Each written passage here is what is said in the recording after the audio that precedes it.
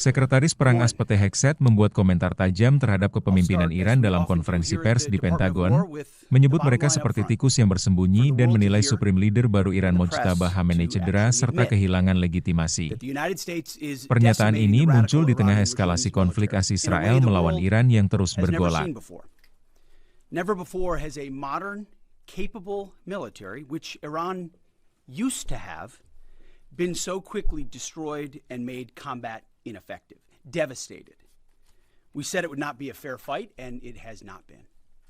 As I stated during our first press conference on day 2, that was 10 short days ago, the combination of the world's two most powerful air forces is unprecedented and unbeatable.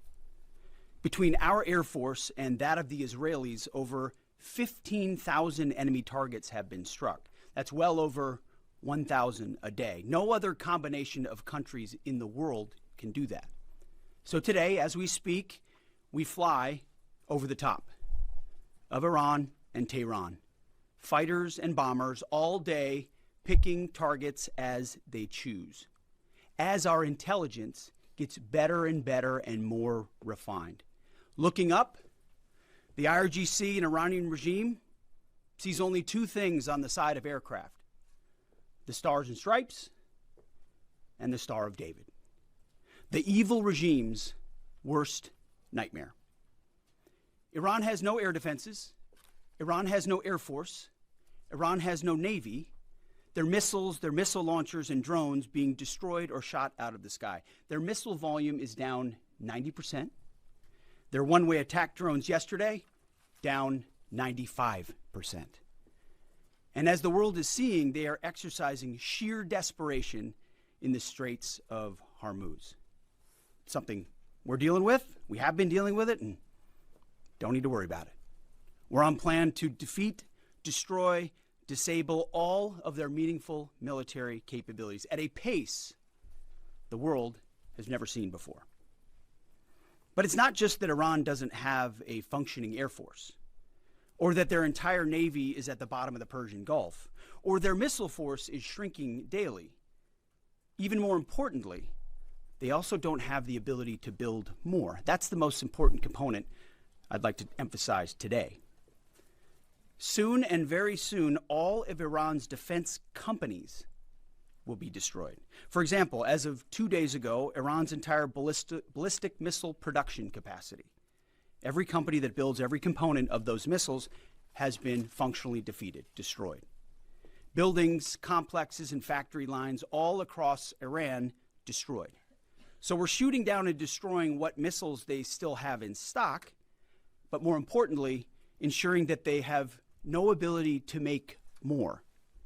Their production lines, their military plants, their defense innovation centers defeated. Iran's leadership is in no better shape. Desperate and hiding, they've gone underground, cowering. That's what rats do. We know the new so-called not-so-supreme leader is wounded and likely disfigured.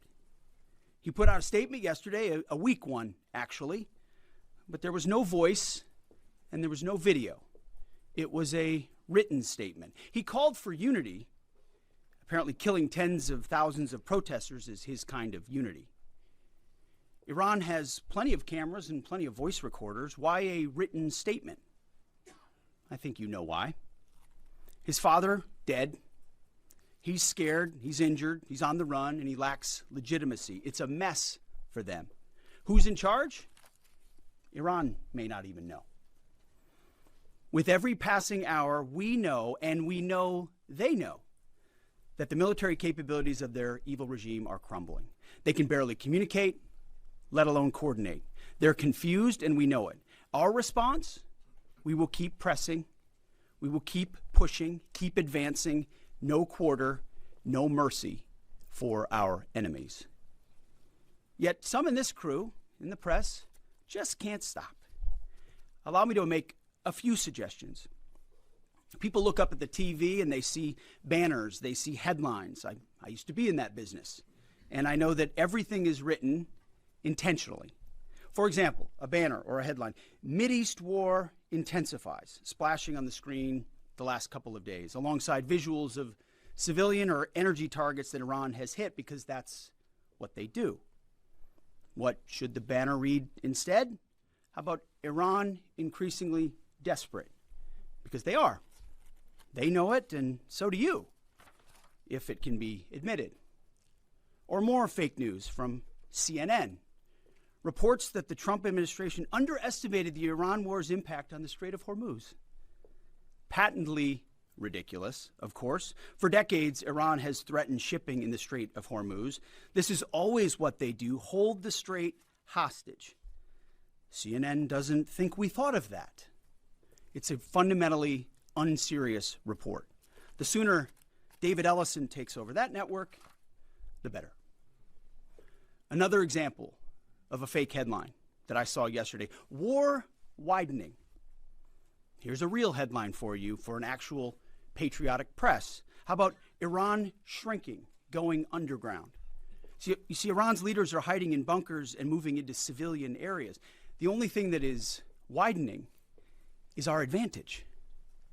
Not to mention our Gulf partners stepping up even more, now going on the offense, and have always been with us on the defense with collective and integrated air defenses. Our will, it is unshakable. Our options, maximized, and our capabilities still building. We're going up, they're going down. As I said from the start, President Trump holds the cards. He'll determine the pace, the tempo, and the timing of this conflict. His hand firmly on the wheel, as well as on the throttle setting. America first, peace through strength in action. From day one, as our nation expects and the president demands, our warriors have fought with lethality, precision, and rapid innovation.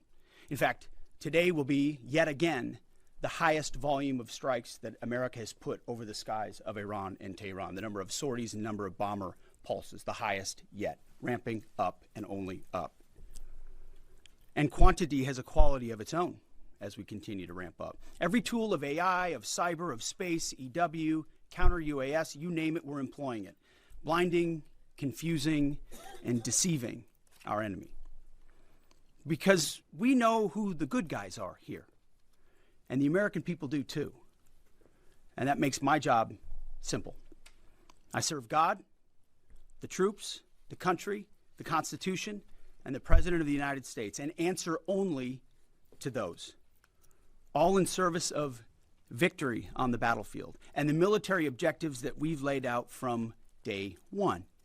Defeat the missiles, missile launchers, and defense industrial base, which I laid out today. Defeat the Navy and deny Iran the ability to have a nuclear weapon. Clear, decisive, achievable. And Admiral Cooper knows, the CENTCOM commander who we spent a couple of hours with last night, that in pursuit of those objectives, we have his back in every way. His commanders know that, and so do the troops in harm's way. Admiral Cooper gets what he needs, the assets, the authorities, the munitions, you name it. We will stop at nothing to win. War is hell. War is chaos. And as we saw yesterday with the tragic crash of our KC-135 tanker, bad things can happen. American heroes, all of them. And as I have with all of them, as we have, we will greet those heroes at Dover, and their sacrifice will only recommit us to the resolve of this mission.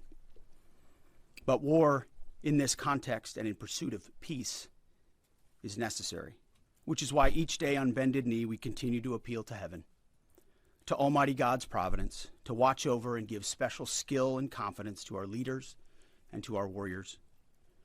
To those warriors who this nation prays for every single day, I hear from all of you out there who pray for them every day. Stay on bended knee and pray for them. I continue to say to them, Godspeed. May the Lord bless you and keep keep going. Jelajahi cara baru mendapatkan informasi. Download MetroTV Extend sekarang.